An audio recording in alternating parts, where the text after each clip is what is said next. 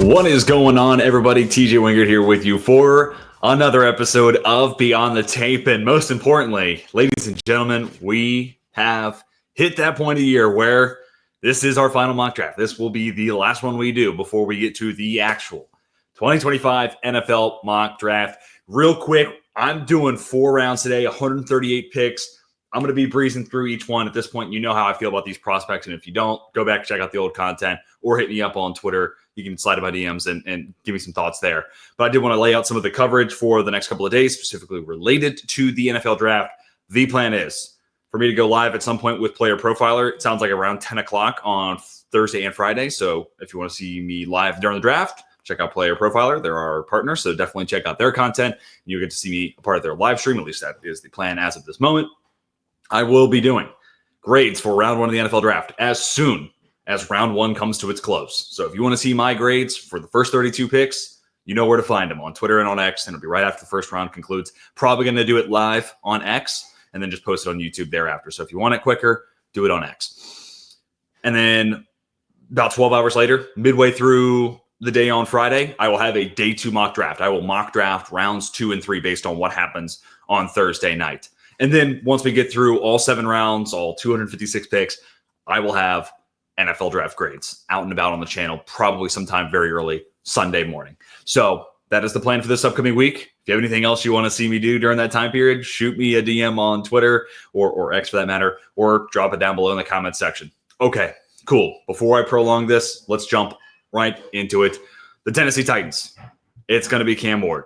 He is going to be the number 1 overall pick. So congratulations, everyone who's in a mock draft competition. You basically got a free space there. Everything we've heard sounds like Travis Hunter's going to be wide receiver 1 in Cleveland. I think he absolutely will fill that role, and he gives them the best ball skills on that in that wide receiver room. Going to be very interested to see their deployment and their plan for deploying him, if at all, on the defensive side. That leaves the Giants with Abdul Carter at 3. He's a blue chipper. Don't overthink it. He is the next highest graded player, and we will have Kayvon Thibodeau on the move in this mock draft. So Abdul Carter is the pick there at 3. New England Patriots. Once Mike Vrabel said, "Hey, we see Will Campbell's left tackle. We're gonna let him, fail before we move him out that left tackle spot." That pretty much secured in my mind. Will Campbell's going to be a New England Patriot at pick number 4. I hear all the Ashton Jeanty. I do think there's a warranted conversation there. I hear the offensive line talk. I think that's just James Gladstone trying to move people off the mark and try to throw some smoke out there. He comes from the Rams, who over the last 2 drafts, not this one, but the 2 drafts before that, they drafted Kobe Turner, sub 32-inch arms, and then Braden Fisk right at 32-inch arms. He does not have, arm length measurements as a, end-all be-all for a prospect. So I have no reason to believe that Mason Graham will not be a Jacksonville Jaguar there at 5, and he plugs in their most, to me, their most dire hole on that roster, interior defensive line. Raiders really thought about Jahdae Barron, and I really thought about Jalen Walker. Walker would be a very interesting, Bruce Irvin type for Pete Carroll. But I am going to go with Ashton GT. I think the offensive line, considering this is a team picking in the top 6, is relatively strong, especially considering there's other parts of the roster that need upgrades, specifically running back. They just got to get more talent at that position. You have a quarterback in their mid-30s who lives off of play action, deep ball passing. That's a big part of what Chip Kelly wants to do as well. So they're going to need to upgrade the stable of backs, and I think Ashton GT is absolutely the guy to do that at pick number 6. To the New York Jets, I'm going to go Armand Membu. I think this just solidifies that offensive line. Him and Olu Fashanu, that's your bookend tackles for years to come. And also in the immediacy, Justin Fields, Breece Hall, Braylon Allen running behind Armand Membu and AVT on the right side. Sign me up for that. Carolina Panthers, we're going to go Jalen Walker here. This has been my pick damn near throughout this entire draft cycle. He's that versatile, Agent of Chaos, movable chess piece that I think Jero Evero has been looking for since Frankie Louvu departed. And I think Jalen Walker, you get a younger, cheaper version of that. And now with a little bit more, we just know more about how to use these, agents of chaos now versus we did 4 years ago. That's just, a part of it. So I think Jero Evero, if anything, has a more nuanced, more nuanced game plan rather for Jalen Walker than, he would have at the time with Frankie Louvu. All right, to the New Orleans Saints. This is it Shedeur Sanders? Is it someone else? And I think it's smokescreen season. I really do think the last week of the draft, almost everything you hear is not real. I think a lot of it is smoke. Except for I do think Michael Williams is going to go pretty high. I do think he's going to go much higher than where I have him on my board, which is still in the top 32. I would be willing to take him in the first round. I wouldn't personally do it at 9, but I don't know if Mickey Loomis is going to be able to resist the temptation here. This is a toolsy, tradesy, like Mickey Loomis type through and through, and we will go quarterback at pick 40. To the Chicago Bears here at 10. I think they would love to see Ashton GT fall into their lap, but if not, they're going to get a different offensive weapon. Tyler Warren, 2 tight end sets after everything they've done with that interior offensive line. Now you get to have Kmet and Warren out on the line of scrimmage too, at least one of them on the line of scrimmage. But you get my point. As a part of the, extension of that offensive line, you can do a whole lot of cool stuff there. And I do think I don't think we will go running back later too. So we will upgrade that part of the roster as well. But man, Kmet and Warren, the 2 tight end sets and the mismatch that Ben Johnson can create out of that is going to be really fun. But also think about how deep his trick playbacks, which you don't make a pick at 10 based off of your trick play package, but all the trick plays that Ben Johnson busted out last year. Now you give him this high school quarterback, this guy who took direct snaps last year, was a short yardage guy at times for Penn State. You name it, he could do it on a football field. So that's a really fun fit that I've really come around to. All right, San Francisco 49ers, I'm going to go Walter Nolan. This is their type of interior defensive lineman. Javon Hargrave out. They have got to overhaul the current roster, the current group in that part of the roster. So Walter Nolan, to me, steps onto that roster and he's day one. Their most impactful interior defensive lineman. I've got a very fun draft ahead for San Francisco. We are not done with the 49ers, not even close. All right, to the Dallas Cowboys here at 12. This one, we're going to have Ted McMillan come off the board. I think inside-out versatility, and he's just a nice complement to CeeDee Lamb. They win in different ways, but also you can alternate who plays outside, who plays in the slot. A lot of mixed match opportunities there for Brian Schottenheimer, the new head coach of the Dallas Cowboys. Miami Dolphins. Really thought about Kelvin Banks Jr., but I've got a good plan in my mind for what they're going to do with this draft. We're going to start with Jahdae Barron. Anthony Weaver coming from Baltimore. They're going to mix it up with their zone coverages. Barron fits perfectly into that. But also, he came from this system in Baltimore where they had Marlon Humphrey, this guy who could play inside and out. Sounds like they're going to trade Jalen Ramsey. In this mock draft, we are going to trade Jalen Ramsey, a guy who can play inside and out. So I do wonder if they value that versatility Barron could bring to the table, maybe ever so slightly. And maybe that's what gives him the nudge ever so slightly over someone like Will Johnson. To the Indianapolis Colts, we're going to go Colston Loveland here. Tight end pretty much throughout this entire draft cycle. It felt like never ending for the Indianapolis Colts. Loveland absolutely gives them an immediate upgrade at that position. Be interested to see if they maybe get on the Dallas Goedert market potentially, with obviously Steichen's ties to Philadelphia. But if they want to get younger, cheaper, and have more contract control, Colston Loveland here at 14 makes a ton of sense to me. All right, here we go. Here's our first big trade. I'm going to have the Atlanta Falcons trade back, accumulate picks 34-65. You can see these are the 5 picks that Atlanta has. That is not enough. And really, it's just 2 in the top 50, 3 in the top 118. That is just not enough.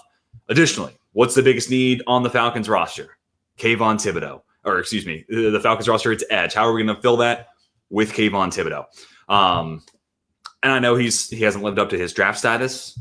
But at this point, it's worth a swing of the bat for the Atlanta Falcons. And we are not going to stop there when it comes to edge rusher. And this is the opportunity the Giants move on from an asset that you could keep Kayvon Thibodeau and have an awesome trio of rushers and Carter, Burns, and Thibodeau, but you could also use that asset to your benefit, move up the draft board, and basically package one of your thirds with your second-round pick and go get your quarterback of the future. I've seen the stuff out there, they might have a higher grade on Dart. Maybe that's smoke, maybe it's real.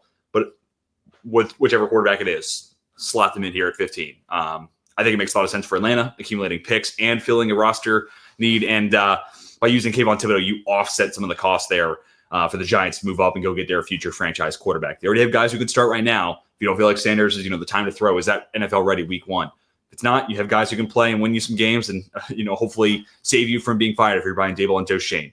But then you also have that long-term guy you can kind of tie yourself to, gain some more years, just in case maybe Russell Wilson isn't good enough to get you up and over 500. All right, Arizona Cardinals are next up here at 16. I'm really excited about the draft picks I'm going to be making today for the Arizona Cardinals. I'm going to give them Derek Harmon. I think that's an absolute upgrade to the 3-tech spot, something they are in desperate need of. He gives them run game and pass game reinforcement. So I love how he just kind of rounds out that defensive line in Arizona. Next up, Cincinnati Bengals here at 17. So we're going to have Shamar Stewart come off the board. I've talked to a few people, and they have specifically called out Shamar Stewart's floor is, he's going to go somewhere in the top 17. Anytime you hear a specific pick called out, that leads me to believe, hey, there's something there. It sounds like the Cincinnati Bengals maybe like Shamar Stewart a lot. I know they've taken a swing of the bat of other toolsy, traitsy, edge rushers. But I think comparing Stewart to Miles Murphy, I think Stewart has even more to offer, and even more so than a Joseph Osai. So I think Stewart's going to be the guy that maybe breaks through. And man, him plus Trey Hendrickson would be a really fun 1-2 punch on that defensive line. All right, Seattle Seahawks. I'm going to go wide receiver. Oh my gosh, this is a banger of a draft for Seattle. I'm going to go with Matthew Golden, that 4.29 speed. Even if I don't see it all the time, I have heard that, he was, recovering from an injury, especially early on in the season for Texas. And that's why he was a little bit of a slow start. But I do think his downfield speed is something you need to have in an offense that has JSN and Cooper Kupp currently as your top 2 receivers. You just guys to be able to push those safeties back, open up the field for guys like that who eat up underneath and in the intermediate parts of the field. So I really like Golden as that complement and gives them that third receiver right back in that room. All right, Tampa Bay Buccaneers, Jahad Campbell. This fit makes way too much sense. Pass rush reinforcements, but also just a off-ball linebacker that Levante David can pass the torch to long term. And all in all, I think Tampa Bay's front seven's just got to get better, and that's our focus with the first 2 picks today for the Bucs. Next up, Denver Broncos. This has become super chalk. I think there's a couple of running backs that really make sense here. And, if Hampton was already gone, maybe he went 12. Trayvon Henderson, I wouldn't rule it out. There's one other spot in the first round I really think Trayvon could come off the board at. But with Hampton available, I think that's a great fit. Solid pass protector. It's a good way to back up your first-round investment last year, but also he's just got more to offer. And guys like an Audric Estime and a Jaleel McLaughlin. So I think it's an absolute upgrade in regards to the run game and gives them a whole lot to work with. Pretty solid offensive line, too, to pave the way for Marion Hampton. And certainly, even comparatively speaking, I know it's college, but UNC's offensive line compared to that level of play versus where the Broncos are at on an NFL standard, I think Hampton's getting an upgrade in what's in front of them, we'll say. All right, Pittsburgh Steelers. I mean, a team that this is going to be fascinating to see what happens. And, a big part of it is Aaron Rodgers. I think there's going to be an Aaron Rodgers announcement sometime on Thursday. I think it's still going to be, hey, I'm going to sign a 1-year deal with Pittsburgh Steelers. That announcement might be I'm retiring. I don't know, the McAfee stuff, maybe the more I think about it, maybe that is him saying I'm going to hang it up. But I do think we're going to get something from Aaron Rodgers Thursday night, and that's going to dictate a lot of what happens here. So kind of tough to do this a couple days in advance, but I do think Rodgers is going to be a Pittsburgh Steeler. And because of that, I think the Steelers are going to look at Will Johnson fall into their lap as too good to pass on. I know Darius Slay, it's a 1-year deal, though.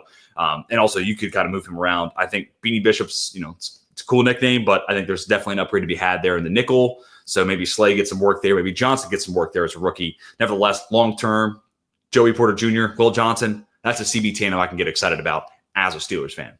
All right, to the Los Angeles Chargers. This is an absolute layup if Kenneth Grant is here. This is your Poona Ford replacement. Michigan connection with Harbaugh. It's too easy. Back-to-back Wolverines off the board. To the Green Bay Packers here at 23. I'm going to go Josh Simmons. Something's telling me they're going to swing for a higher upside there at left tackle. I would love to see them go receiver, especially if Matthew Golden was here. I think that'd be a great Christian Watson upgrade, but that is not what's presently available. And I do think Rasheed Walker is a player you can upgrade from. And I think Josh Simmons, if it works out, if he can stay healthy, he absolutely raises the ceiling, the high-end potential of that offensive line. So it's a boom-bust pick. But I do feel like Green Bay, because Rasheed Walker is serviceable, if Simmons, battles injuries throughout, his entire rookie contract and it's a bust, you do have someone there who can keep that offensive line afloat, specifically at left tackle. But if Simmons hits, man, that's an overall much better unit. And it's nothing against Walker. He's a good player. He's a good 7th-round pick. Simmons just gives you a higher ceiling, and in turn, your offensive line, a higher ceiling. Minnesota Vikings are not going to pick here. This is going to be our next big first-round trade. I'm going to have the San Francisco 49ers package a couple of day 2 picks to give the Minnesota Vikings. You see only 4 picks here. 24 is absolutely a trade back spot. And I think especially with Simmons coming off the board, that would spur the San Francisco 49ers into moving up to draft Kelvin Banks. And this is twofold. One, your long-term Trent Williams replacement at left tackle. But in the immediacy, he is your plug-and-play option at left guard. I am going to go offensive line later on in the 4th round for the 49ers. But I think by plugging in a Kelvin Banks, that gives you your starting 5 for the immediacy this upcoming year. But also long-term makes a whole lot of sense for where this team is at. We've seen this team move back in the 1st round in the John Lynch era, too. So we've seen stuff like this before. Walter Nolan, Kelvin Banks Jr. I mean, if you're a 49ers fan, I don't see where you can't get excited about that type of haul. And even if you don't like, Banks should have been the first guy and he should have been, a tackle off the board before Simmons, in your mind then, let's flip these picks. And let's just say they move back into the 1st round for Walter Nolan. Either way it plays out, if these are the 2 first-round picks and the 49ers do something like this, I'd applaud them for it. I really would. Let's get to the Houston Texans. I'm gonna stand pat here. I'm gonna go with Mekek Buka. Built-in chemistry with CJ Stroud, and you can go into your offensive line and into your defensive line later on. Derek Harmon would be tough for me to pass on here, though, if he was available. That would be an awesome addition to that front four. All right, Los Angeles Rams. I thought about a trade. Someone comes up and gets Jackson Dart, but you know what? It makes too much sense for the Rams to draft Jackson Dart. Yeah, they could go corner here. They could look for an offensive lineman in the future, but it won't matter if you don't have the quarterback position set in stone for beyond Matt Stafford. We've kind of gotten into this song and dance a couple of off seasons in a row now. Where will he, won't he be in LA? Will he, won't he retire? It's time to go ahead and get that succession plan in order, whether it's 1 year on the bench, 2 years on the bench. If Jackson Dart is going to work, I think he needs time to develop. And what better place to go than to work in an offense that's run and orchestrated by one of the best offensive coordinators and play callers the league has to offer in Sean McVay. And there's not many guys better fit for Jackson Dart to sit behind than Matt Stafford. And throw into that mix Jimmy Garoppolo, 2 seasoned vets who have done a lot right and have like the little nuances of the position down pat. I think they'd be great mentors for someone like a Jackson Dart. So I'm not necessarily fully on board with Dart going round 1. He is my quarterback 4. I understand the appeal. I think it takes some time. If he's going to go round 1, I think LA checks every box I would need to feel comfortable with Dart going round 1. All right, Baltimore Ravens, you're next up. I'm going to go Malachi Starks. We're going to go interior offensive line, specifically left guard in the second round. You play Starks at free safety. I did think about Booker here and then maybe Xavier Watt, something like that in the second round. I have played with that in some mock drafts. I certainly think that's live, certainly potential there. But I think Starks is too good to get out of the first round, and the way he was shaping up, he was going to get out of the first round if he didn't go here. And he's also a versatile guy, and that's something that he certainly, covet and appreciate in prospects. And I think Starks can play free. He can play box safety. He can play in the slot. You name it. Malachi Starks can line up and be an impact player for your football team. All right, a little bit of an edge run here. Mike Green to the Lions. Gives you 2 guys with shorter arms, but with Aiden Hutchinson and Mike Green, so be it. If they're going to be not great against the run, we'll figure it out. We'll coach around that. You get 2 absolute fire breathers coming off the edge. I mean, 2 guys with an abundance of juice, and like Mike Green, great spin move, and it's the arm over, it's the cross chop, and then you're talking about Aiden Hutchinson, who has as robust a pass rush package that we had seen in the NFL last year prior to his injury. So I just love that 1-2 punch there. 3rd and 10 against that pass rush tandem. Good luck.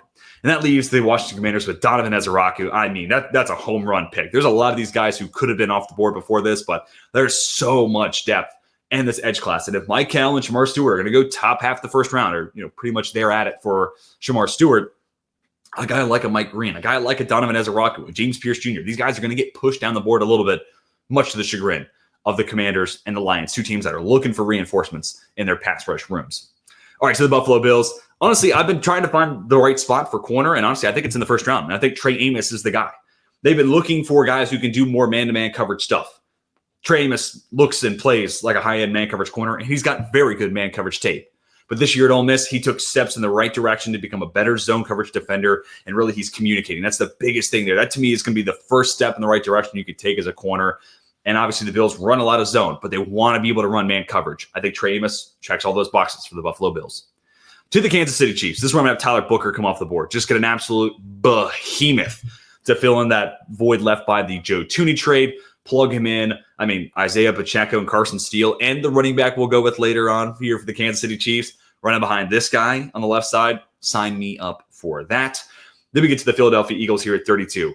Obviously, I considered James Pierce Jr., but I do wonder if Nick Scorin ultimately might be more their type, or maybe just the character concerns for James Pierce Jr. is enough to get him out of the first round. And that's really my thesis here.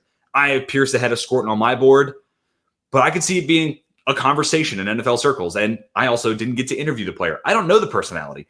They do. And maybe that is enough to move James Pierce Jr. in the second round. That feels like where the buzz has been taking us over the last few weeks. And now I'm just kind of putting it into fruition here in my final 2025 mock draft. All right, on to the second round. We did it in less than 20 minutes. That's got to be a record for me. Cleveland Browns kick us off with Josh Connerly Jr. Connerly should be a first-round prospect. I think there's just enough first-round tackle depth to push him just outside that.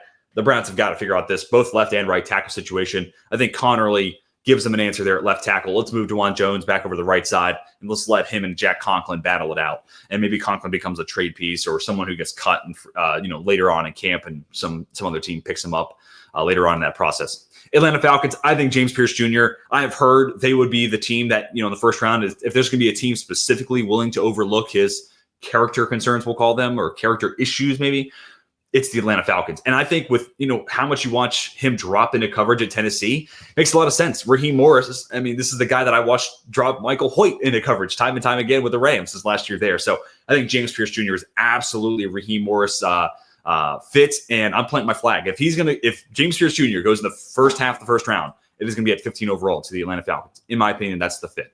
Then we get to the Tennessee Titans, Luther Burden, and I'm not done with receiver. We're going to get them a Z and a slot, so that does mean Calvin Ridley is going to have to place an X, but you pay him a lot of money. If he becomes a sacrificial X and he's running wind sprints, he's a good vertical receiver anyways, so be it. That frees up Luther Burden to get off the line of scrimmage, be your gadget guy. I know Cam Ward is saying Treylon Burks is like the fourth best receiver in the NFL. He's doing the Lord's work. He's doing the Titans' work for them. Luther Burden is absolutely and unequivocally an upgraded version of what Treylon Burks should be. So let's go with Luther Burden here at 35. Pair of corners coming off the board here. Let's go with the home run swing, Benjamin Morrison. He had some workouts. I've been hearing the medicals are clear, and I think that's what that late workout was for. So those teams, hey, if you're interested in me, come see it live in person. You can see the hips A-okay. And it's a bit of a boom-bust pick here, but if it works out for the Jacksonville Jaguars, a man coverage tandem of Benjamin Morrison and Tyson Campbell will give offenses fits. So I think it's definitely worth the swing of the bat at the upside opportunity here for the Jags. And then for the Las Vegas Raiders, this is one that'll make Al Davis smile from the grave. Maxwell Hairston, the fastest man at the combine, becoming a Raider. It's just meant to be. And we didn't go Jahdae Barrett in there at 6. I do think corner is something that they're certainly considering. And maybe this is a team that's a Jalen Ramsey trade candidate with that 68th overall pick. I can totally see that. But here I'm going to go with Hairston, true Raider pick through and through with the speed, but also I think he has a lot of the traits that they would be willing to take a risk on here. I think click and close ability makes him a really fun fit in man coverage, but also great ball skills, great eyes, and also obviously great closing speed. So a really fun fit in zone coverage too. Patrick Graham, the DC there in Vegas, he's going to mix it up. So I think Hairston kind of fits in no matter what the coverage call is. To the New England Patriots, we, in theory, have your left tackle future. We'll see how that pans out with the shorter arms and first percentile wingspan for Will Campbell. I have him as a guard, but nevertheless, if New England sees him as a tackle, there's our left tackle of the future. And now let's go give Drake May this big body X receiver type with this wide catch radius and the ability to make tough catches over the middle of the field. That is Jaden Higgins' game through and through. And also, I think, a willing blocker. And that is going to be a big that's to some teams, that doesn't matter. But for a Mike Vrabel football team, it absolutely matters.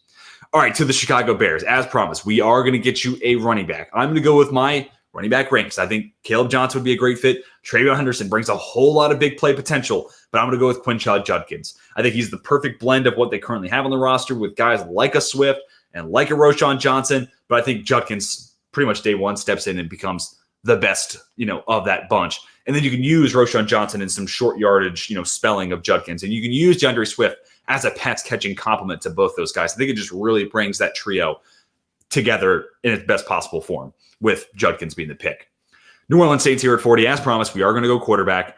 And everything we've heard is they love Tyler Shough. So there we go. Tyler Shough's the pick at 40.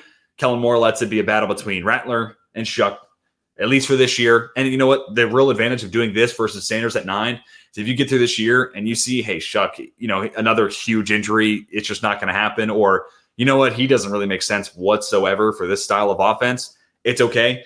It's a lot easier to move on from a second-round pick 1 year removed than it is the 9th overall pick 1 year removed. So I also get it from a Saints perspective. If you don't love Sanders and you got similar grades on Shough, let's do it at 40. And because if we don't love that guy or it doesn't pan out, we can move on from him sooner rather than later than someone we take at 9. All right, Chicago Bears back on the clock, just 2 picks later. I'm going to go with Tyreek Williams. I think this is the run-stopping interior defender they just don't have on that roster. It's a 4-man front from Dennis Allen. This is the 2-gap nose tackle that they need on that roster. So I think he's a great scheme fit. Jets, I thought about Tyler Warren at 7. We didn't go that route, so I'm going to give him my tight end 3, Mason Taylor. You can play him in line. He'll become a better blocker, I think, at the next level with some good coaching. Fluid athlete, sure-handed. What's not to want there as a middle-of-the-field guy for Justin Fields. To the Minnesota Vikings, I know Gray Zabel's here. And you could certainly go Gray Zabel, and I wouldn't hate it. But I'm going to go Donovan Jackson. I think he's more their guy, their fit. And I will say, I think there's arguments to be had that Jackson has the higher floor, to be honest with you.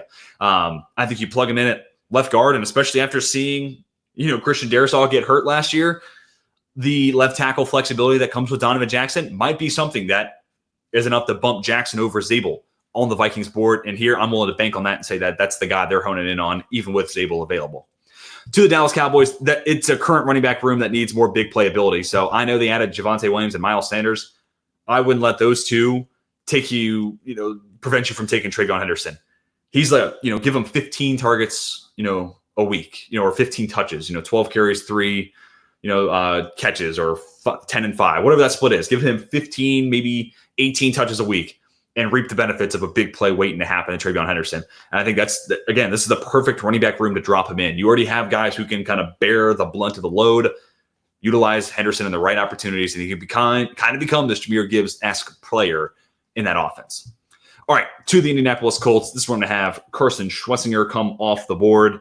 I do think in a perfect world, Lou Anarumo would like to blitz his linebackers a little bit more, and I think Carson Schwessinger definitely brings that to the table. And linebackers a sneaky kind of big need on that Colts roster, so I like what Schwessinger brings to the table there. And also, great fluid hip change of direction skills, so I also think that fits in the mix there for the Indianapolis Colts. Here at 46, this is where I'm going to have Grave Zabel come off the board. I think they could absolutely use an upgrade at center, and I think Grave Zabel is a fantastic scheme fit and a plug-and-play option at that. So congratulations, Atlanta Falcons. You have your new center of the future. To the Arizona Cardinals, I'm going to go Jalen Noel. Maybe that's a little surprising. They probably would have loved to see a Grave Zabel fall into their lap. But I'm going to go, and I thought about Kyle Williams, and really Kyle Williams, Jalen Noel, you go with either direction here. But it's a wide receiver room of Marvin Harrison Jr., probably 4-5-ish time. Michael Wilson, absolutely a 4-5 guy, but he plays a certain role. Where's the big play spark? Who's that guy who's going to take the top off the defense? Give them the ball in space and watch him make defenders miss and just watch a big play come out of thin air. That's what they're missing. And that's what Jalen Noel provides. So I love that fit. Love that value there at 47. Jalen Noel, one of these names that got hot, as the year went on. But if you were following me throughout this entire cycle, I was a big Jalen Noel fan. And multiple times, as much as I love Jaden Higgins and did ultimately have Higgins ahead of Noel, I said multiple times throughout the course of the year, I don't know which Iowa State receiver I like more because I like them both a ton. All right, Miami Dolphins, you're on the clock here at 48. And looky what we have here. Nick Emmanwori fallen to pick 48. Look, I get it. And I get why people were trying to get him in the first round. He's a workout warrior. He's, his comp is Steve Rogers with the super soldier serum. I hear you. I just don't see first-round player on the tape. And I'm going to trust that. And you know what? This almost giving shades, different team, different position. So it's not one-to-one. It's not apples to apples. But it's giving Adonai Mitchell, right? Like, great tape, workout warrior. No way this guy gets out of the first round. Would have made sense for the Indianapolis Colts to be the pick taking 80 in the first round. And then he falls right in their lap in the second round. And I wonder if Nick Emmanwori might be a similar story this year. Well, the Dolphins, it could have made sense at 13. Oh, well, now he's there at 48. Why not? Now Jahdae Barron starts the overhaul at corner because we are going to have the Jalen Ramsey trade again. And the Nick Emmanwori brings some much-needed safety reinforcements. Absolutely love it. Dolphins fans, don't freak out. It's offensive line heavy from here on. I promise you. All right, Cincinnati Bengals here on the clock at 49. That defensive interior needs some absolute reinforcements. Darius Alexander, I think, is twofold. Reinforcements in their run defense, which absolutely has to get better. And he's also easily, day one, their best pass rusher from the interior. So this is twofold here for the Cincinnati Bengals and some much-needed reinforcements and an absolute dream of fit. Also, one of the knocks on Alexander, he's 25. Well, for the Bengals, and you're trying to compete, you're trying to win the AFC North next year, this move-in ready prospect, I think, kind of fits with their winning timeline. Seattle Seahawks on the clock here at 50. I'm going to go Chavon Ravel, just on the off chance that, maybe Denver would be interested in him at pick 51. So we're going to go Ravel here at 50, play him on the outside, him and Reek Woolen, these two freaking pterodactyls with awesome athleticism on the outside. Then Devon Witherspoon on the nickel. I mean, how could you not love that secondary and that cornerback room in specific and how it shapes up in Seattle? All right, to the Denver Broncos. I've been pounding the table for this fit, and I'm going to be really disappointed if it doesn't come to fruition. I think Travion Henderson will be off the board by the time they're on the clock at 51. But if he's not, they should not only sprint the card in, they should have a whole freaking parade following Sean Payton as he escorts that card down the aisle. But Alfred Collins, I think, is your John Franklin Myers replacement, just a little advanced. And if anything, if this is the pick, JFM might be, kind of a training camp cut and some other team picks him up, or he becomes a trade candidate and you accumulate some assets for the 2026 draft class, which, by the way, we will have a way too early 2026 mock draft on the channel within a week of the 2025 draft wrapping up. Don't know exactly when I'll do it, but I will do it. I promise you. Just give me a minute. Let me breathe. Let me have a moment. All right, back to the Seattle Seahawks. Let's go to the interior offensive line. As promised, we are going to fix this offensive line, and it starts with Tate Ratledge here, 52. Plug-and-play guy there at 52. At right guard. Not only great tape, but also a fantastic athlete, almost like 9.9 RES score, so he absolutely fits in with the Clint Kubiak blocking scheme. Tampa Bay Bucks are on the clock here at 53. A couple guys, like Braden Swinson, strikes me as their type of edge rusher, stand-up outside linebacker. But also, you look at Landon Jackson's tape, when he gets the chance to stand up and rush from, out wide of the tackle, those are easily his best pass rush moments. And I just wonder if Arkansas put his hand in the dirt maybe a little too much. But also a freak athlete, freaky long arms, and absolutely an NFL-ready run defender, too. So he's an easy guy, I think, for Todd Bowles to say, hey, this guy is going to be a productive player for us right away. So why not take him here? And then we're going to develop these pass rush skills. And especially with a guy like Hassan Reddick already there on a one-year deal, I think that could be your 1-2, that could be your rotation in and of itself. Reddick, not the world's best run defender. Jackson, I think, makes up for his losses.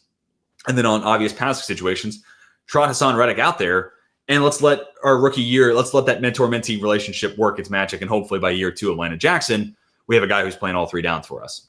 All right, Green Bay Packers. The only thing I don't love about the Alec Amenor fit here with Green Bay is, he's battled some drops, but he's also a redshirt sophomore. So I think we're catching him at the earlier part of his development cycle. We can coach that out of him. We can get him on the judgment sheet and clean that up. Other than that, I think this is absolutely a fantastic fit. This is almost like an upgrade to Romeo Doubs, but also like an upgrade to Christian Watson. And that's mostly what I'm trying to get at here. If you're going to replace one of those two, you move on from Watson. But 4.44 speed, big guy, can stretch the field, can make some absolute wow catches. The biggest difference between him and Christian Watson is balls in the air. I have way more confidence in, 1, Amenor coming down with it, or 2, going up and getting a flag.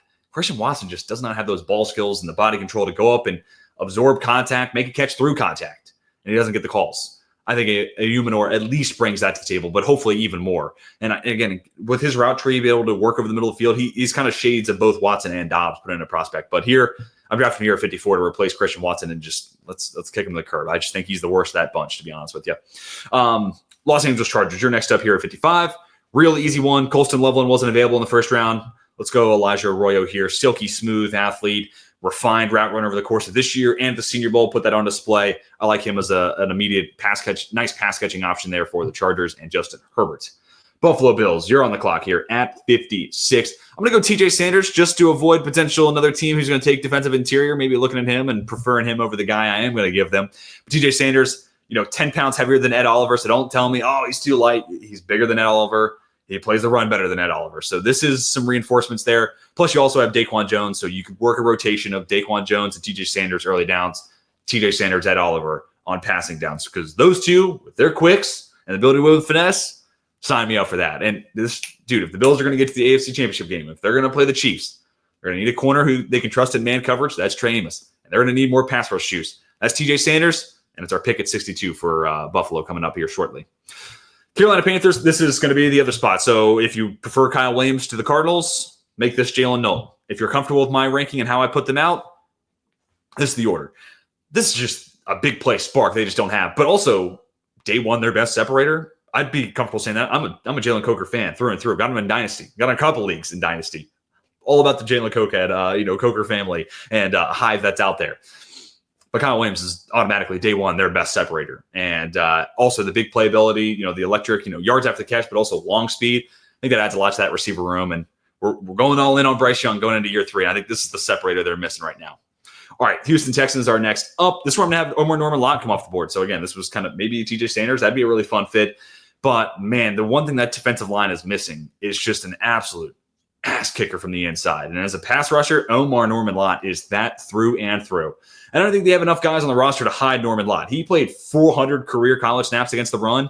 I think Houston has the infrastructure to hide that weakness for Norman Lott. But then 3rd and 10, when you're already dealing with Danielle Hunter and the guys they have on that roster, and Will Anderson, now you got to deal with Omar Norman Lott coming from the shortest path to a quarterback, A to B, straight line. Good luck with that. And again, I promise you, Houston, we're going to go off the line very shortly. All right, Baltimore Ravens here at 59. This run I have Wyatt Milam come off the board. I really like Wyatt Milam. Tackle converted to play on the inside, but you plug him in at left guard. Experience in zone and gap, so you continue to be versatile and flexible there. Thought about trading Mark Andrews somewhere at this point in the draft too. So where would that be? What would the comp pick be? Would the Ravens backfill it with the tight end pick here? Considered it, but I think Wyatt Milam ultimately plug and play guy there at left guard. And a little bit of tackle insurance if push came to shove. Ronnie Stanley missed some games. You could feel comfortable starting Milam. Shorter arms than you would like, but for a game or two, you could use him as a stopgap option. All right, Detroit Lions. Look, Tim Patrick was a great story. Loved that he was able to have a little bit of a renaissance.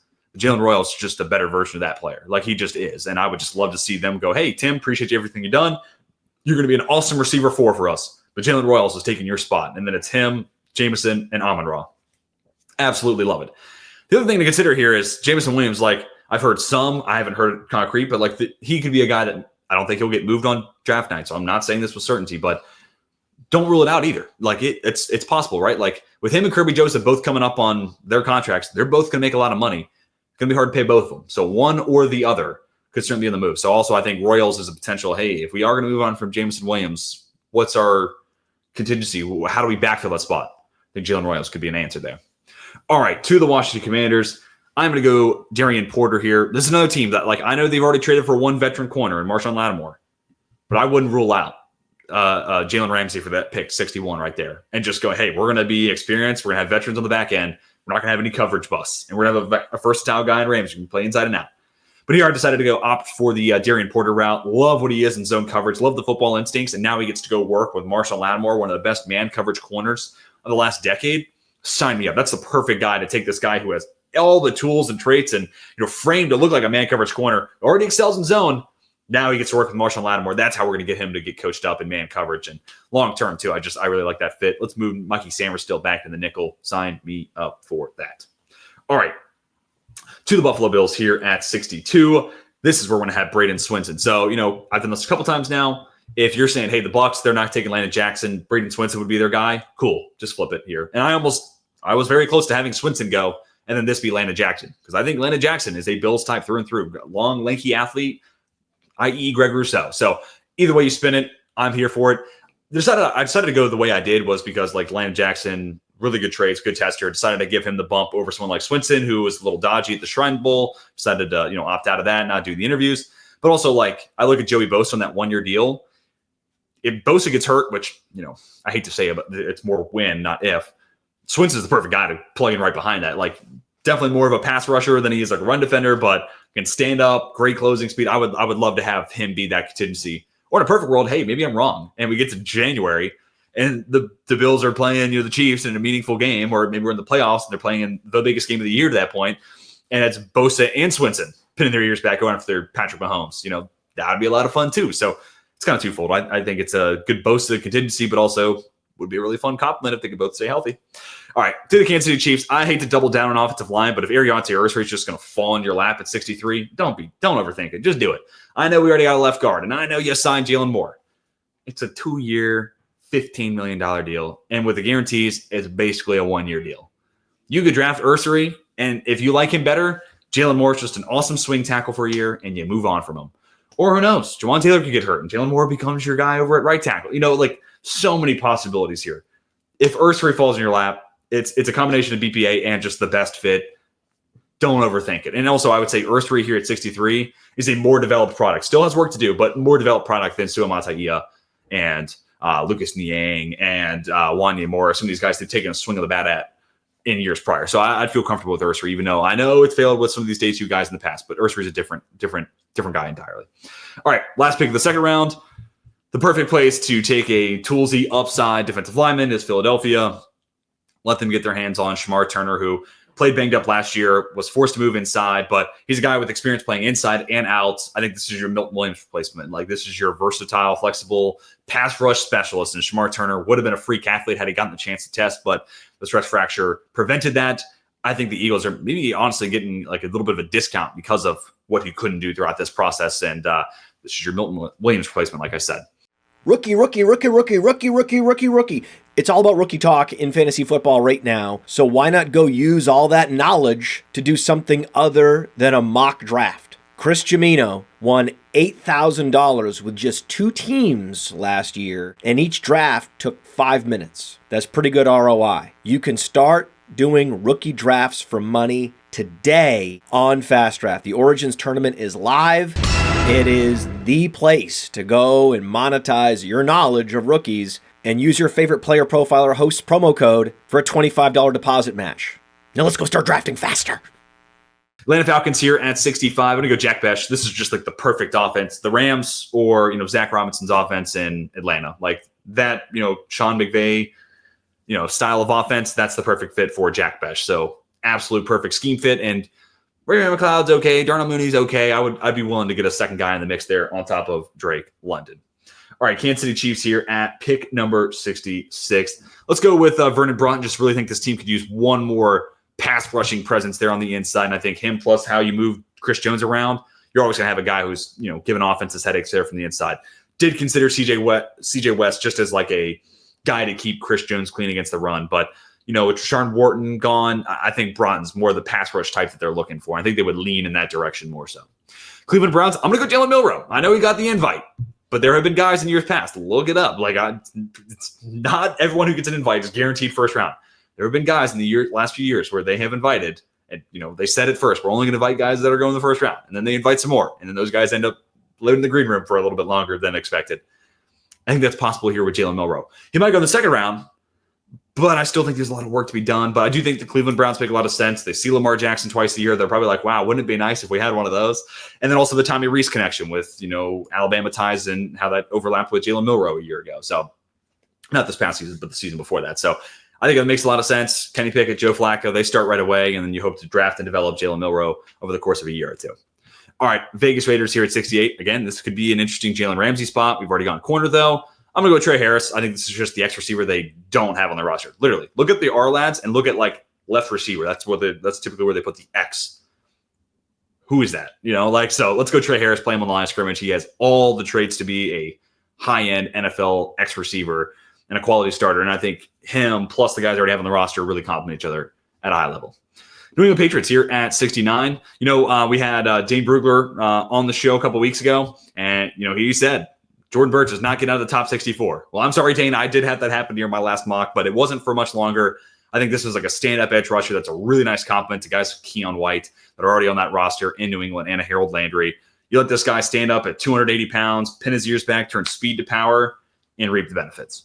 Jacksonville Jaguars, Kevin Winston Jr., my safety too. Love the flexibility. He can play over the top, play in the box, can play in those split safety looks. It's just safety's been a need for a couple of years now for Jacksonville, and they just haven't addressed it. Now's the time here at 70. New Orleans Saints at pick 71. I'm going to go with CJ West here. I know they did the Devon Godshaw trade, but long-term, who's that run stopper on that defensive line? I don't see one. So CJ West, plug-and-play option there. And maybe you do ultimately just then move on from Devon Godshaw. It's not like that was like a super costly move now or long-term. So it's kind of just putting a Band-Aid on that spot. But I think CJ West gives you a run stopper for years to come. All right, back to the Chicago Bears. I'm going to go with JT Tuimoloau. I just think he's their defensive end type. It's something telling me that Dallas Allen's going to have a love affair with JT Tuimoloau. Big, long-armed, not going to wow you as a pass rusher, but just rock solid against the run. Does the little things well. I think that's a third round Dennis Allen type through and through. All right, back to the New York Jets now at 73. I'm going to go Xavier Watts. I think that safety room could use a pretty substantial upgrade. I'm kind of surprised no one's talking about it. And also Aaron Glenn coming from Detroit, where he had Kirby Joseph, one of the best free safety single high guys in the league. And now gets one of the best single high free safety guys college football had to offer over the last 2 years, 13 picks over the last 2 seasons. Yeah, that feels like a fit to me. All right, Carolina Panthers, you're next up at 74. They've had Princely Umanmielen in for a couple of visits. I know you draft Jalen Walker, but he's versatile. He's flexible. He's playing some off-ball. He's playing edge rusher on the left side. He's playing some edge on the right side.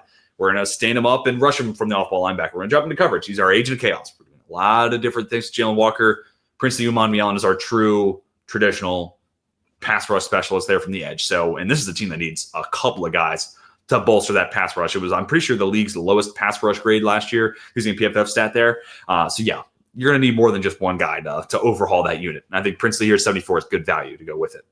Minnesota Vikings, here is where we have our Jalen Ramsey trade. I'm going to have the Miami Dolphins get pick 75 for the Minnesota Vikings. And the Vikings, they have the cap space. And also just, don't really love their corner situation. Mekhi Blackman coming off an injury. And then, Cameron, Byron Murphy the second, they're on a 2-year deal, but he's kind of more of a nickel. So I think there's definitely an upgrade to be had.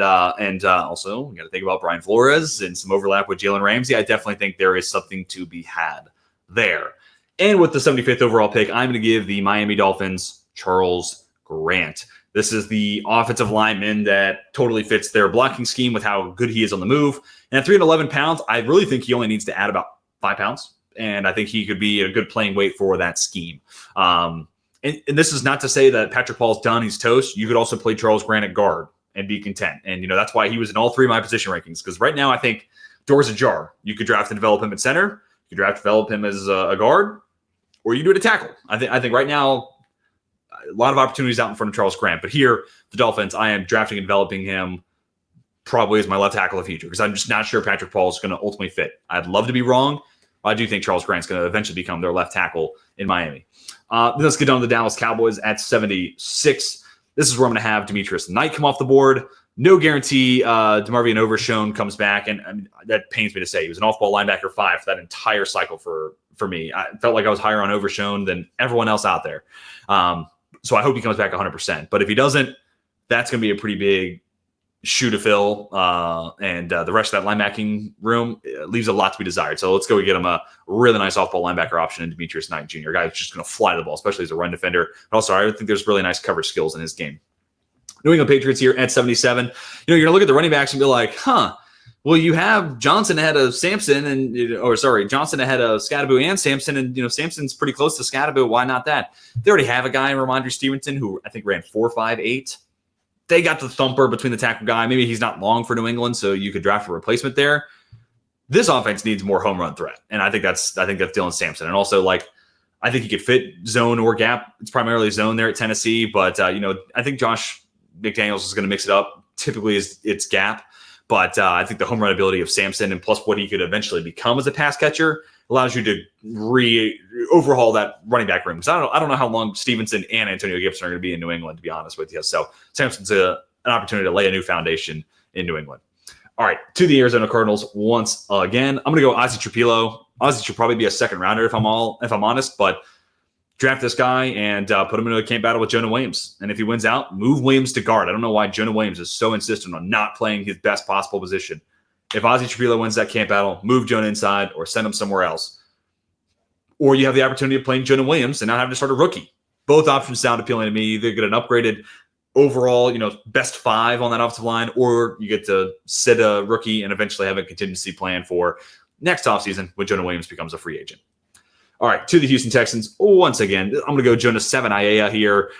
This is awesome. You play him at right guard, and if Blake Fisher doesn't take a step forward, he's your contingency at right tackle. And ultimately, Seven-Aiea at the Senior Bowl and the Combine showed to me he's trimmed down some weight, and he's got the foot speed to hold a tackle. So it's twofold. I would start him right now at guard, but he does have the opportunity to become a starting right tackle for you if Blake Fisher doesn't take a step forward. And with Nick Haley coming over, it's going to be more gap. And I think Seven-Aiea as a gap guard, holy cow, the amount of mass and strength in his lower half absolutely fits that blocking scheme.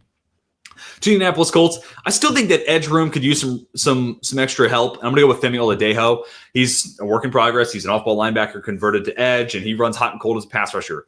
Very good instincts to run defender. And I think there's some guys right now. You have Kwity Paye, you have Samson Ibukam, you have Leasu Latu. They don't need Oladejo to be their day one best pass rusher.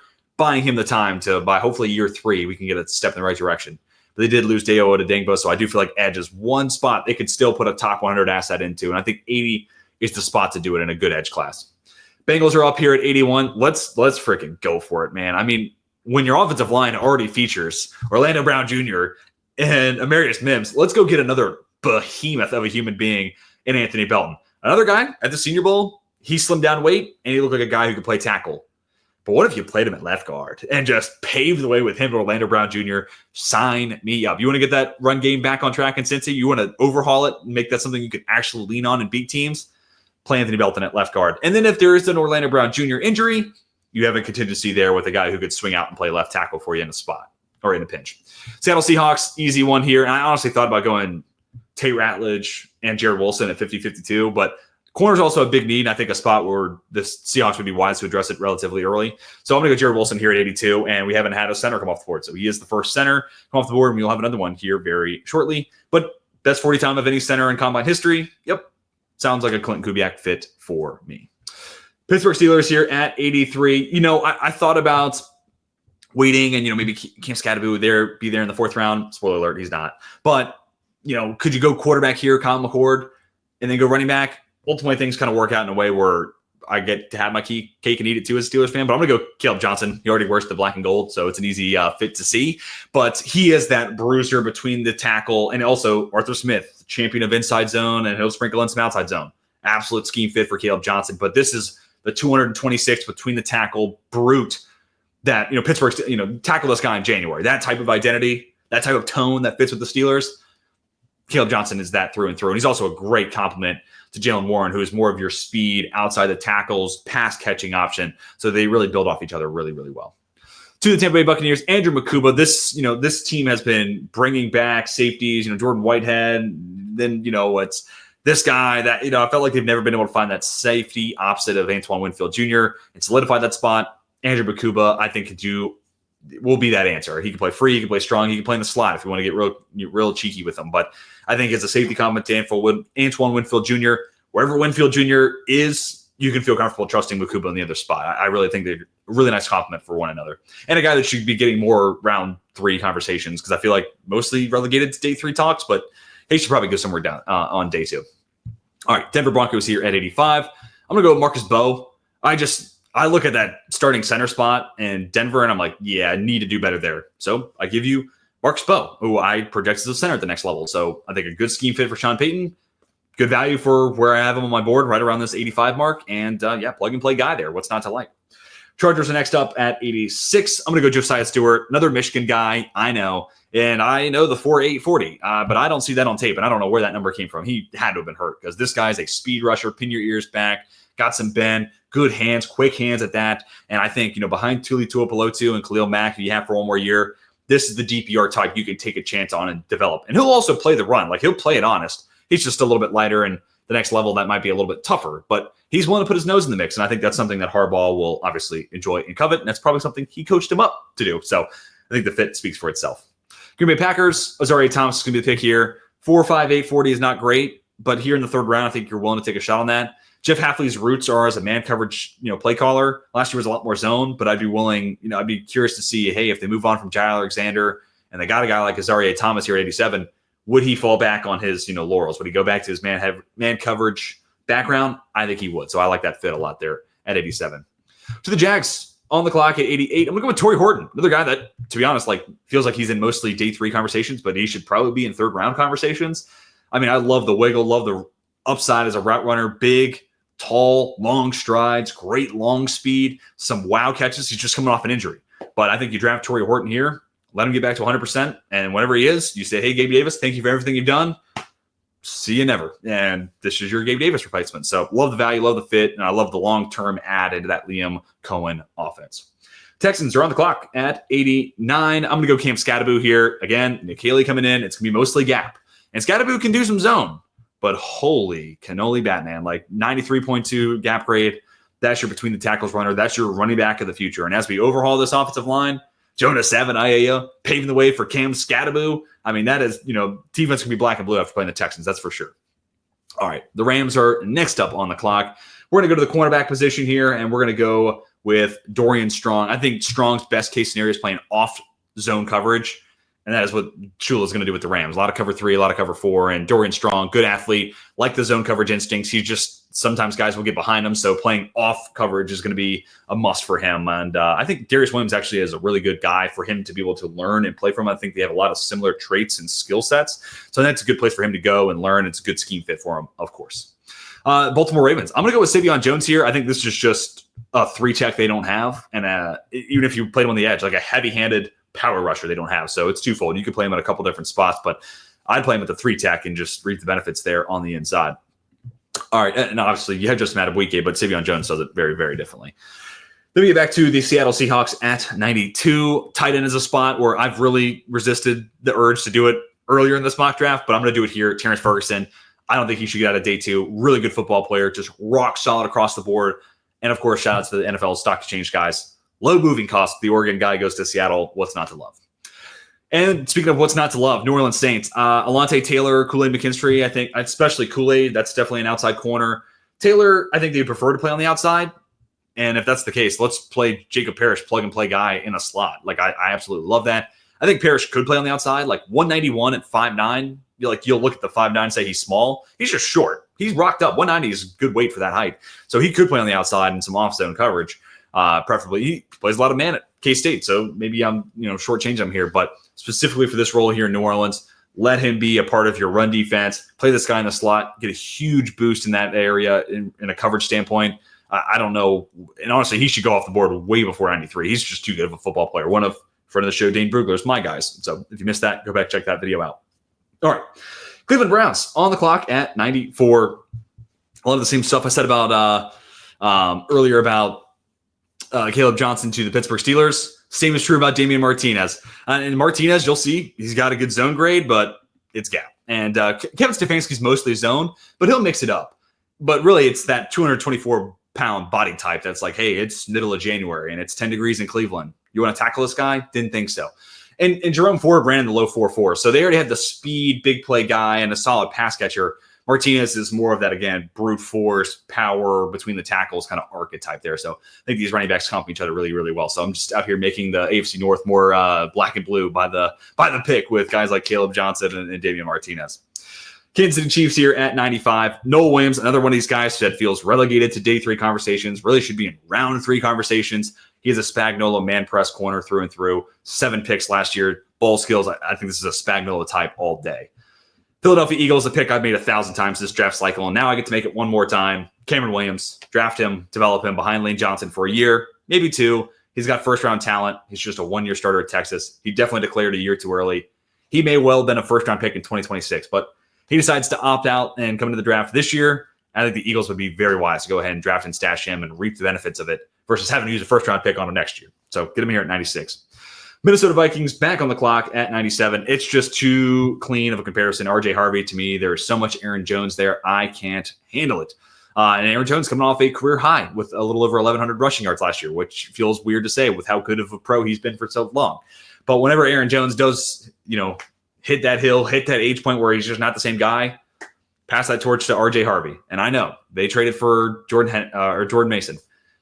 It was like day 3 capital, and they gave him $7 million over 2 years. If you're going to use that as an argument and say that's significant capital, they just made a big move. It's not a big move. That is a just in case we don't get one, or hey, we only have 4 picks. No guarantee we'll be able to use one on a running back. It pushed them to shove. Aaron Jones and Jordan Mason were comfortable moving forward with that. In a perfect world, I think they would like to get a running back. I think RJ Harvey is the perfect guy to add into that running room, and I think he's a great fit for what they already got and what Kevin O'Connell wants to do. All right, to the Miami Dolphins. I'm going to go with Josh Farmer here. Again, I promise you, we're going to go offensive line. Dolphins fans, don't get too angry. I can hear your keyboards from now, but we've already gone tackle and Charles Grant or guard, and I'm going to go offensive line once more with our 4th-round pick. But Josh Farmer, I think they're just still looking to find that defensive interior replacement. Calais Campbell now gone, so it's Zach Saylor and who else? Low moving costs here with Josh Farmer, 36-plus inch arms, bull in a China shop type, just a different body type than they've had. But I think worth taking a shot on here just outside or just inside the top 100. And then speaking or sticking with defensive interior, you have the best nose tackle in football and Dexter Lawrence. Go get him an absolute fire, a spark at that 3-tech spot right next to him. It's giving Kalijah Kancey next to Vita Vea. Aeneas Peebles next to Dexter Lawrence. Sign me up for that. Peebles' first step and his juice and what he can do as a pass rusher. He's also a gap shooter against the run, and he'll get some TFLs because of that. But his weakness and maybe where he can get driven off the ball is going to be alleviated by the double teams that Dexter Lawrence consumes. So I feel like they are perfect guys to put next to each other. Could have gone IDL a little bit earlier, but ultimately the value really worked out here for the Giants here at 99. To the 49ers, next up here at 100, I'm going to go to the cornerback room. I think they could just use one more guy to play on the outside. And if you're playing, cover 3, cover 4, that's Robert Saleh's MO. Kobe Bryant, I think, is a fantastic fit. 180 pounds, maybe a little bit light to play, man coverage and especially man press, bump and run stuff. Don't feel super comfortable with that, but letting him use his eyes, his click and close ability, and off cover 4, sign me up for that. So I think it's a great scheme fit there in San Francisco. And also just like a dog, like a personality they don't really have anymore in that room. Rams are next up. I'm going to stick with it. Gunnar Helm, they could go tight end earlier. I think Colston Loveland would be like a dream fit. But if you can't do that, let's go get an absolute upgrade there at tight end. A good route runner, a very fluid athlete, very good after the catch. Don't look at the 40 time. He definitely was hurt.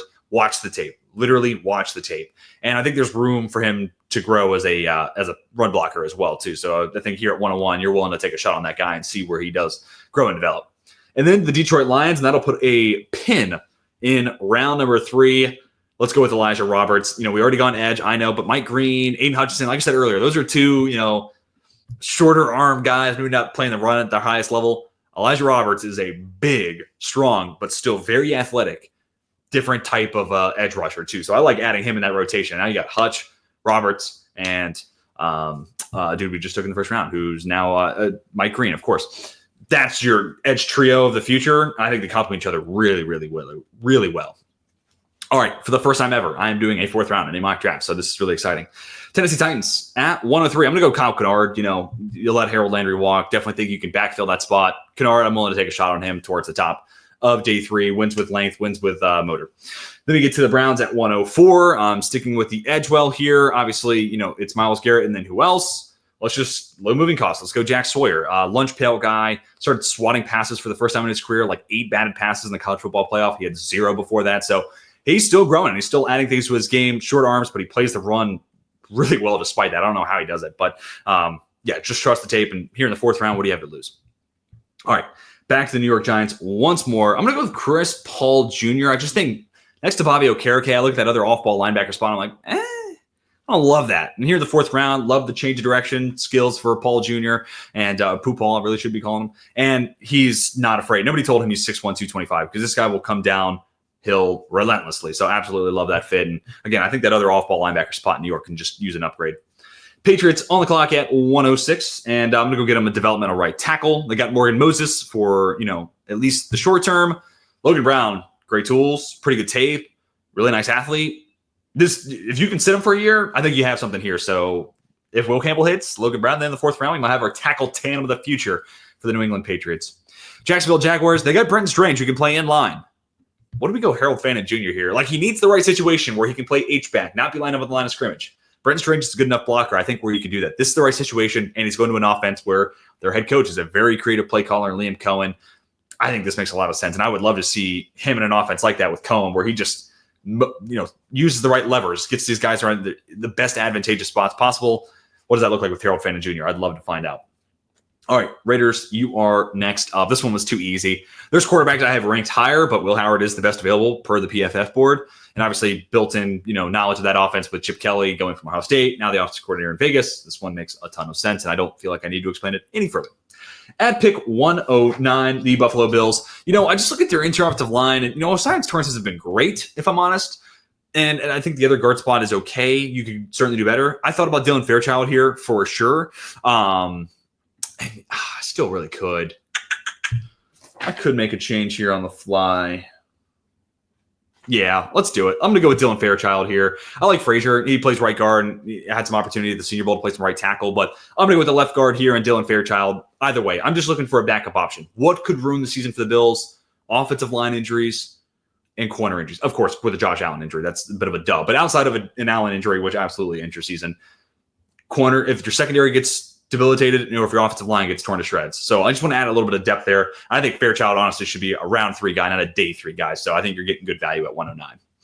Then we get back to the Jets at 110. I just think they could use one more guy there on the defensive interior, specifically a run defender. So there I give you Jordan Phillips. He's a little sawed off, but so much strength in his lower half. He's going to absolutely hold up and hold his own. A 2-point nose tackle as a nose tackle. This frees up Quentin Williams to be that much more of an impactful player on that defensive line.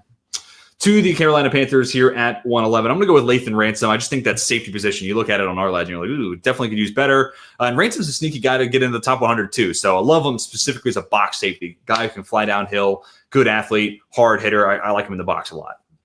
New Orleans Saints, this is where I was going to have Fairchild come off the board, but instead, hey, low moving costs. Let's go with Miles Frazier, whether it's left guard, right guard, specifically left guard, though, with Nick Saldiveri there. I love me a guy from the Commonwealth, but just don't know if he's fully it. Miles Frazier, rock solid as a pass protector in specific. He crushed it there at the Senior Bowl as a pass protector. So potential starter here for the New Orleans Saints at pick 112. What's not to love? San Francisco 49ers here at 113. Here's what we've already done. This is where I'm going to go to the other tackle spot. Again, Banks is going to be our starting left guard, eventual Trent Williams replacement. Chase Lunt is a 49ers wide zone fit through and through. His ability to climb the second level. Like, I have been thinking about this fit specifically for months now. And I would just draft and stash him behind Colt McKivitz. And then by next year, I think Chase Lunt could be a potential starter there at right tackle in San Francisco. Back to the Carolina Panthers already. I'm going to go with Chase McLaughlin. Now we're getting to the point of the fourth round where, like, some of these guys might be 5th rounders, but I really want to talk about them because don't be surprised if they do go early day 3. And also, like, day 3 is a crapshoot, so everything's up for grabs. I'm going to go Seth McLaughlin. He's coming off an injury. And ultimately, Austin Corbett, I think, is just a player you can do better than at center. So McLaughlin, before the injury, rock solid tape, good fit for a zone blocking scheme. So I think he definitely fits in there with Dave Canales. And that's just funny. That's the Dallas pick. That's the Jonathan Mingo pick, right? So, wow. Good on the Panthers for getting a 4th for him. Arizona Cardinals here at 115. Here we go. And I had to remind you, I had been thinking for the last month or so, like, man, after seeing Jared Verse and Braden Fisk play so well together, are there any guys I would like to see do that at the next level? And specifically watching Derek Harmon and Jamari Caldwell plug the run together. Like, oh my, I just have to see it. And I know the Cardinals brought in Dalvin Tomlinson, but it's a 2-year deal. Look at the guarantees. There's nothing super hefty there. And Tomlinson typically is a guy you bring in when you're kind of like, it's a Band-Aid fix. If we can't get a replacement, okay. But if we could do better, we would like to. And I've used that rationale for Kenneth Grant, sometimes being the pick at 16. But ultimately, if you can do this, get Harmon as a 3-tech, and then Caldwell as your long-term nose tackle. Let those guys build off the year they just had at Oregon, especially against the run. I mean, I don't know how you don't get excited about that as a Cardinals fan. And plus, like, comparing Harmon and Grant, I have Grant ranked higher, but who's the better pass rusher right now? Derek Harmon. It's not even a question. So another reason to like it if you were a Cardinals fan. All right, back to the Miami Dolphins. This is where I have Luke Kander come off the board. So here's our interior offensive line, additional reinforcements. Here's what we've done so far. Overhauled the secondary, got a potential tackle to compete against Patrick Paul. Now Luke Kander, who I think can play both guard spots, maybe even play some center in a pinch. Fantastic scheme fit. Former Georgia commit, was really solid. I mean, sorry, I'm thinking of Clay Webb. Sorry. But multiple years of great PFF grades and just great tape in general at Cincinnati. Love him on the move again. So absolute scheme fit for that Mike McDaniel offense. Back to the Indianapolis Colts now at 117. I kind of thought, maybe, I didn't even think about 2 UCLA players. That's kind of funny. But instead of at 45, taking Schwest, do I want to go Jonas Avenaya there? Or even do it in the 3rd round? Because that could be your right guard or right tackle option. I decided to go. I'm going to do the same thing here. I like the picks that I had, ultimately. And actually, Jonas Avenaya was the pick right before that. So that's part of the reason I didn't do it there. But I'm going to go with Emory Jones here. I do see him as a right guard, but he could play right tackle in a pinch. But I do think this is a team that's probably looking towards like, hey, like in a couple of years from now, are we really still starting Braden Smith? I think that's why they drafted Matt Goncalves from Pitt last year. Experience playing both left and right tackle, then got hurt at Pitt. It was an opportunity for them to buy low because if he didn't get hurt, he probably would have been drafted higher than where he was. At least we hope. And I think you move Goncalves back to swing tackle role, plug and play Emory Jones there at right guard. But in a pinch, or if you really like Goncalves there at guard, you could ultimately cross-train Emory Jones to be a guard and your backup right tackle. So I just like it for the depth on that right side, all in all. All right, pick number 118. I'm going to give the Atlanta Falcons R.J. Mickens. I think safety is just kind of an underrated need. I haven't really addressed it. Thought about linebacker, so go with either one of the clumps in here. If you're a Falcons fans, let me know your preference. Barrett Carter or R.J. Mickens. Who would have been your preferred pick there at 118? Opted for Mickens, but it really was ultimately kind of a coin toss there between him and Barrett Carter. A couple of Clemson Tigers going in consideration there for the Falcons. Speaking of linebackers, and part of the reason I did do this is I had Barrett Carter ranked ahead of Jack Kaiser, and also I have Bossa ranked ahead of him. Stutzman would have been a really fun ad for the Falcons too, so I did want to throw that as an honorable mention. Again, maybe this is more of a 5th round thing, but don't rule out that Kaiser could go in the 4th. But Al Golden, Notre Dame DC, now the DC in Cincinnati. We saw the same thing with Junior Colson last year with the Chargers. It's not an end-all be-all and a rule that's absolutely going to happen, but it would certainly make a whole lot of sense if this team trades Jermaine Pratt on draft night for a 5th round pick and then drafts Jack Kaiser. I wouldn't be shocked at all. All right, back to the Tennessee Titans now. Here we go. I'm getting them their other receiver. Again, we're going to play Burden as the Z. Calvin Ridley is going to be our sacrificial X, and we're going to get Xavier Restrepo. Why? He ran a 4.8. Well, it's day 3, so don't worry about it. It's just draft a good football player at this point of the draft. And secondly, I think he was hurt. And thirdly, I saw him in the Senior Bowl, and he was cooking dudes left, right, and center. And I didn't put together his scouting report thinking he was going to run 4.4 anyways, or 4.5. Really, I was thinking Tyler Boyd time, somewhere in the mid 4.6 to late 4.6 range. Keenan Allen, low 4.7s. And I think ultimately 4.65, 4.6, Cam Scattaboo range he probably would have been in. He said prior to the injury he was was running at 4.58. That's probably a little bit of a cap, but low to mid 4.6 would have been just fine with me. Would have been Tyler Boyd time. Tyler Boyd, former offensive coordinator. Ryan Callahan, now head coach at Tennessee Titans. So to me, this makes too much sense. It's an archetype that Callahan's worked with. Already built-in chemistry of Restrepo and Cam Ward. What's not? And I think slot receiver is definitely a spot the Titans can use an upgrade at. So Restrepo, plug-and-play guy, ton of football under his belt. I've said this a couple times, but what's not to love? All right, back to the Tampa Bay Buccaneers. Honestly, I thought about going edge once again, just because, like, hey, you can never have too many. But I'm going to go Zy Alexander. I just think, Davis is gone now. Jamel Dean, they've given him a contract extension, but he's been in and out of the lineup with injuries. Sometimes the plays up and down. One more guy to fit into that specifically cover 3 heavy defense with some man coverage in there. Zy Alexander, absolute scheme fit. And I think one more outside guy would go a long way to shoring up that part of their defense. All right, Denver Broncos are back on the clock. I'm going to go Jared Ivey. This is just a 3-tech I don't think they have right now. Really, not even a 3-tech because you're going to use Alfred Collins up and down the defensive line. But I'm going to go Jared Ivey because you look at their current edge rushers, it's Caden Ellis a little bit lighter, Nick Bonita a little bit lighter. They don't have a big power edge rusher. And at 122, I know Ivey didn't test well, but look at the tape, speed to power, long arm, bull rush. Those are all there, and it's just a different flavor of edge that the Broncos just don't have right now. Pick 123, the Pittsburgh Steelers. I am going to go with Kyle McCord. They had him in for a top 30 visit. I think it's a little of an overblown thing that people want to share, but it does well and it gets clicks, so I understand it. But I do think he is a fit for that Arthur Smith offense, play action, get the ball down the field. And also, if he is backing up an Aaron Rodgers type, Kyle McCord come off a year where he was this ultimate gunslinger, shot, risk taker, risk-adverse guys like Aaron Rodgers and Mason Rudolph ahead of him on the depth chart would probably be a good way for him to kind of find that balance of, I want to take shots, I want to push the ball down the field, but also I got to be risk adverse from time to time. So I think that'd be a good quarterback room. And as a Steelers fan, if it was Rodgers for a year, I would be willing to see what Kyle McCord had the year after that. But again, we'll see what ultimately happens with Aaron Rodgers on draft night, almost assuredly. All right, Green Bay Packers at 124. I'm going to go back to the edge well here for the Packers. And I'm going to go with David Walker. They've drafted a couple guys like Carl Brooks from Bowling Green a couple years ago. Just a couple of my guys, to be honest with you. Like Kingsley and Agbury was someone I was super high on. I thought could have gone in the second round. And I get on day 3. So day 3, they're drafted. And I always love the Green Bay, day 3 haul. I feel like David Walker maybe is one of those guys where I really like David Walker. And they could use one more guy in that edge room to try to generate some production with. So could that be the spot? Something tells me, yeah, Green Bay, they might be the squad to take a shot on them. 125, I'm going to give the Los Angeles Chargers DJ Giddens. I am selfishly kind of hoping Giddens could be a Pittsburgh Steeler. So again, earlier I thought about McCord in the 3rd for the Steelers, Giddens in the 4th, but decided to go about it in a slightly different way. And Giddens, I think, would be an awesome, bigger body type, kind of fits behind Najee Harris, but that's a 1-year deal. Kamani Vidal's there, but a trio of Najee, Giddens, and Vidal, I think all complement each other really well. So Giddens, really good testing. Love the change of direction, skill sets, plant his foot, make a cut. So lots to like there about Giddens. Definitely one of my guys. He was right at player 100 on my big board. So I think you're getting good value there if you're the Chargers. This is typically when Harbaugh and his co have attacked running back in the draft. They don't normally do it early. They'll do it in this range instead. Jacksonville Jaguars. And again, this is, I wanted to do a 4th round because there's so many good running backs and so many good edge rushers that I had to talk about some of these guys. I'm going to go Devin Neal. I get the Ashton GT at 5. There's certainly a lot of reason to consider that. And I think you get a lot of juice out of that. Be a very impactful player right away. But I also think Etienne's a pretty good pass catcher. Bigsby's functional there. And I just think about Bucky Irving last year. And I'm like, not an overworld tester, but just great vision, great short area juice. Who else does that sound like? Sounds like Devin Neal. So I just think where Etienne and Tank Bigsby are better athletes and have more to offer from like a God-given natural standpoint, Neal's just the better runner. Like he has more to offer in my eyes in that regard. Just like natural feel, natural vision, and short area burst, and just a model of consistency of Kansas. So I really like that fit. This is almost like Liam Cohen's Bucky Irving insert into that offense.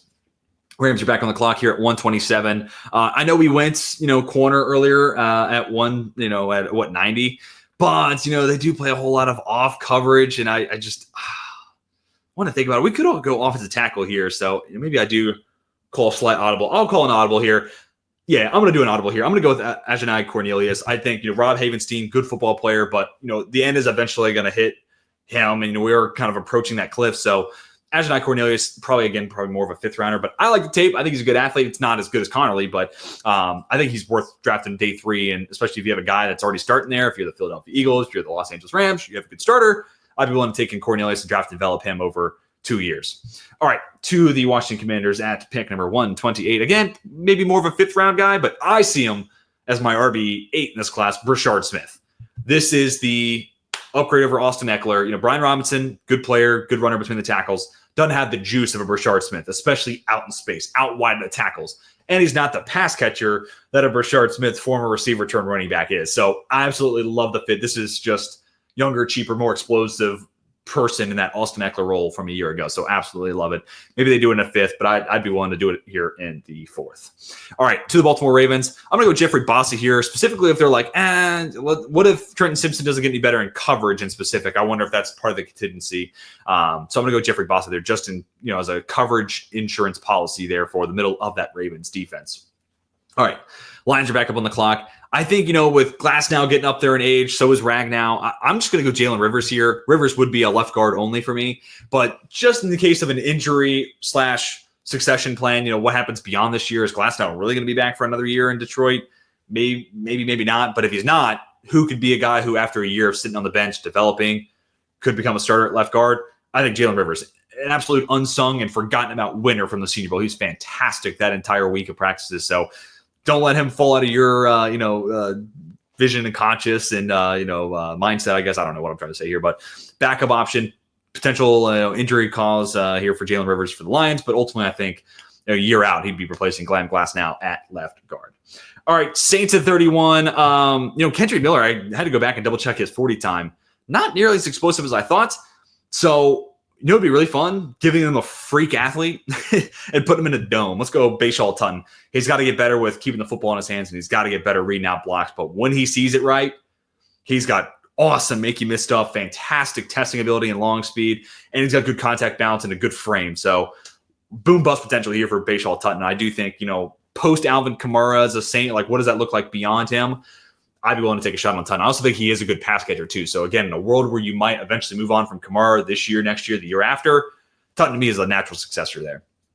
All right, Buffalo Bills here at 132. I'm kind of irritated I didn't get Tez Johnson in this mock, and so he would be a priority 5th round pick if I was continuing this.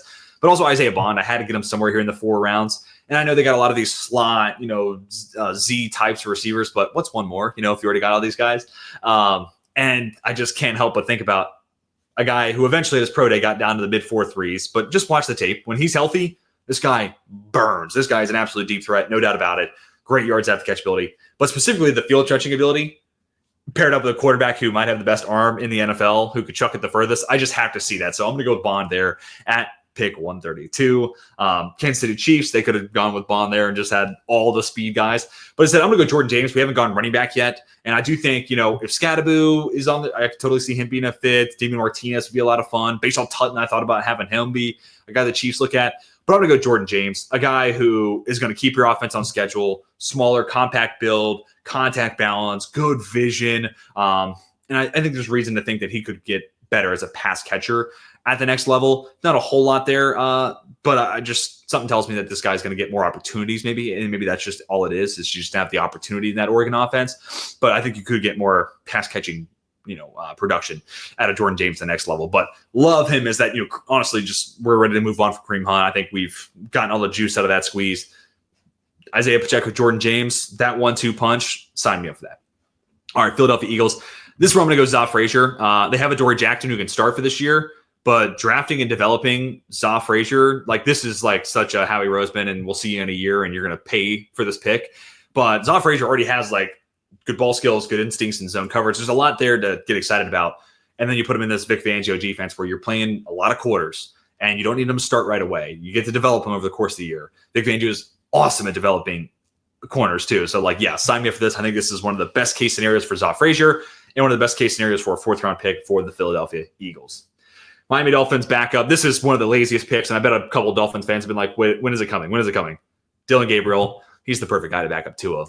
Left-handed guy. You don't even have to change the trajectory of where you're used to seeing the ball come from. The guy who's used to playing on time. It's accurate. The arms, honestly, I think he's got a better arm than Tua. So, yeah, it makes a ton of sense. This is just the perfect backup to Tua Tagovailoa.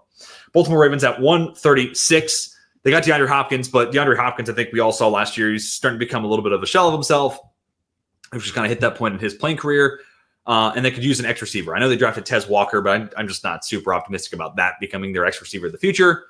So when you already have DeAndre Hopkins, I would just draft Pat Bryant. Again, this maybe more of a 5th round thing, but I'm only doing 4 rounds today. So, and 138 picks, I think you can agree, has been enough of my voice. But Pat Bryant, drafted stash, let him learn from DeAndre Hopkins. And then year 2, he becomes that sacrificial X receiver, big body type that complements Zay Flowers and Rashad Bateman, 2 guys who cannot play on the line of scrimmage against man press because that's their foil.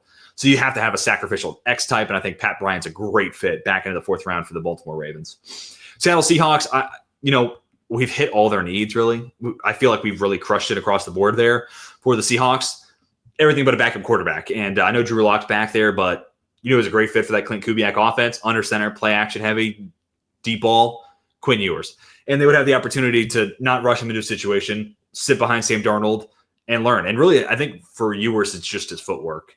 He just does not throw from a consistent base nearly enough, and he throws with his arm too much. That's why balls will die off. I feel like no one's talking about it. Everyone will be like, yeah, the ball will just die out. But it's because he's throwing with his arm, not his legs. Like, I challenge you, don't have to be a special athlete or have any sort of playing background. But if I were to go out in the backyard right now, throw a baseball with just my arm, and then step into it and use my legs and push off my back leg, the ball is going to go a lot further, and it's going to come out of my hand a lot stronger. And that's just the thing that Quinn Ewers is. That's just the hump he's got to get over. And kind of disappointed more people aren't talking about it, but that's just the way I see it.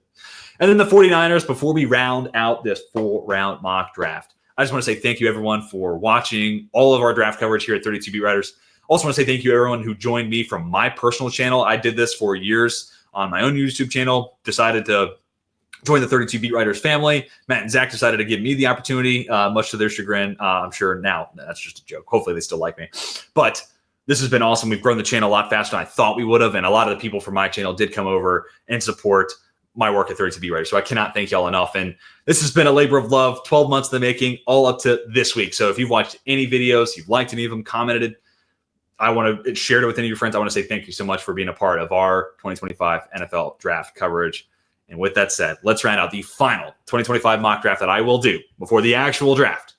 This is one of the laziest picks I got in here. The 49ers, after they trade Deebo Samuel, we give him Savion Williams here at 138. Yards after the catch fiend, but with really nice, natural ball skills. And then it's just how much of his, is there more to him as a route runner? Can you get that out of him? If there's a place to find that out, it's the San Francisco 49ers. And Kyle Shanahan will scheme him open plenty, as is too. So his ball skills, yards after catch ability, overall frame athleticism, sign me up for that.